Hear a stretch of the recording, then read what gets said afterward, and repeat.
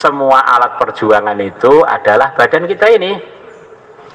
Maka semua teman-teman yang di depan saya dan yang di belakang saya, anggap saja, dan menurut saya itu juga nggak salah, kalau hari itu saya belum olahraga, saya masih berdosa. Loh kok bisa? Iya, ngaji kita yang fardu ain itu alatnya badan kita. Kemudian wiritan kita yang begitu penting itu juga alatnya badan kita. Takaza dakwah itu juga alatnya badan kita. Ngerawat suami, ngerawat istri juga alatnya badan kita ini. Nah kok badannya nggak dirawat, diperstok itu bagaimana? Jadi tiap hari harus ngeluangkan waktu untuk ngerawat badan, dievaluasi. Mangane bener pogong, ngombene wis cukup pogong, istirahatnya sudah bener belum, termasuk sudah gerak berapa langkah hari ini. Minimalnya setiap hari jalan tuh minimal 3 kilo. Pak Fahrur tiap hari berjalan berapa? Pak Fahrur pagi tok sebelum masuk kantor sudah berjalan berapa tahun Pak Fahrur? Sudah sekian lama, termasuk saya sudah sekian puluh tahun minimal jalan paginya tok, itu sarapannya, sebelum sarapan apa-apa itu 3 kilo. Pak Rahmat berapa kilo? Rahmat 3,5 kilo. Kalau timnya Pak Jamal rata-rata itu 5 kilo. Di samping kesibukannya nyetir, 5 kilo itu khusus untuk merawat badan biar 24 jam itu tidak macet.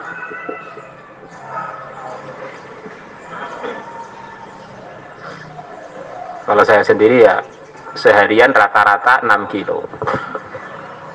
Kadang-kadang kalau hari Kamis sampai 15 kilo.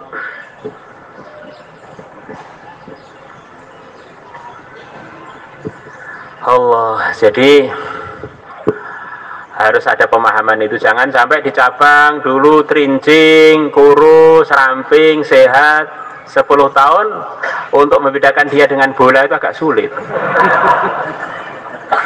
Itu banyak loh. Ini nggak nyindir, coba berkaca masing-masing. Nah.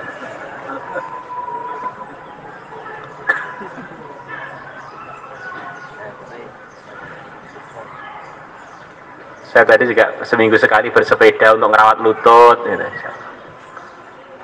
Nggak usah berat-berat, tapi yang kira-kira metabolisme kita ini hari itu bisa lancar. Jangan minum yang aneh-aneh. Minuman yang pasti baik itu secara umum adalah air putih. Wa anzalna minas samai ma'am mubarakah. Ini katanya orang-orang ahli kesehatan, semua air yang ada itu sumbernya dari langit. Allah telah turunkan dari langit air mubarakan yang di dalamnya ada kebaikan. Yang dibarokai maksudnya di dalamnya ada kebaikan. Air sumber itu juga dari langit, air sungai juga dari langit. Maka minum air putih, jangan biasa minuman yang berasa. Itu secara umum merusak badan kita. Kecuali kalau rasanya itu benar-benar rasa yang asli, madu asli.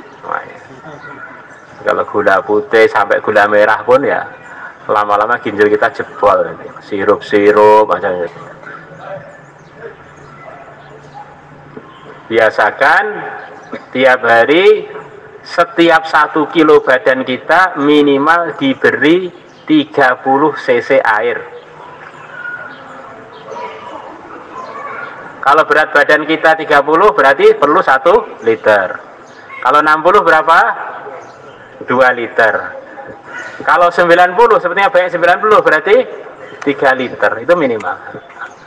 Santri putri banyak yang 100. Kalau 100 berapa berarti? Ya 3,5, Masya Allah.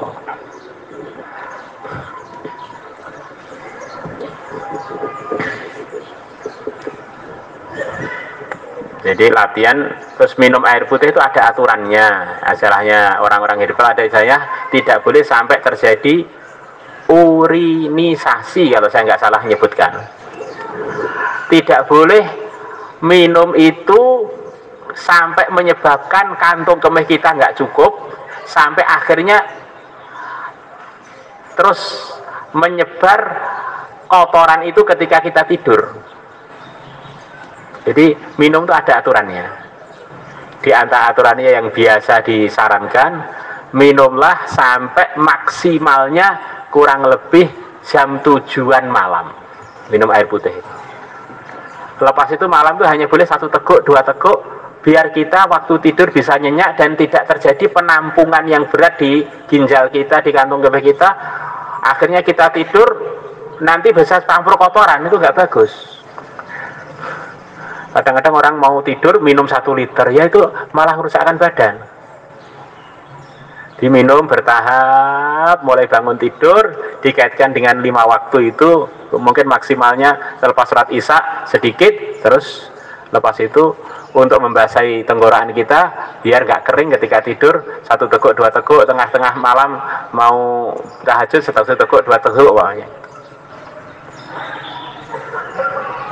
Saya sendiri biasanya setiap bangun tidur minum 2 gelas.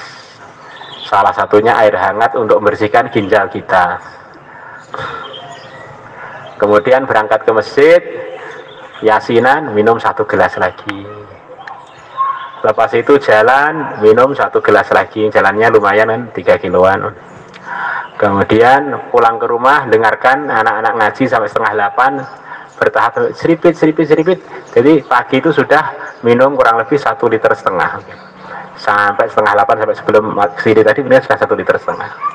Nanti tinggal sedikit nanti zuhur, sebelum makan, biasanya sebelum makan, terus sambil jalan keliling-keliling pondok, asar, maghrib, terus selepas maghrib sedikit, sudah kurang lebih setiap hari 3 literan.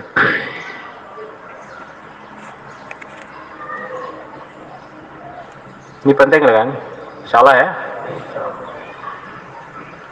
Yang putri-putri juga begitu itu. Bagaimana punya anak 11 dengan waktu nikah itu malah lebih sehatan punya anak 11. Jadi biasakan jadi wanita aktif, jangan wanita suka duduk aja dan suka ngemil, akhirnya kasihan lututnya dan kasihan keramik-keramik di cabangnya. Akhirnya peyok sana, peyok sini. Akhirnya sholat terus tidak bisa duduk tidak bisa ruku karena asam urat, karena kegemukan, karena lututnya nggak kuat menopang badan, macam gitu.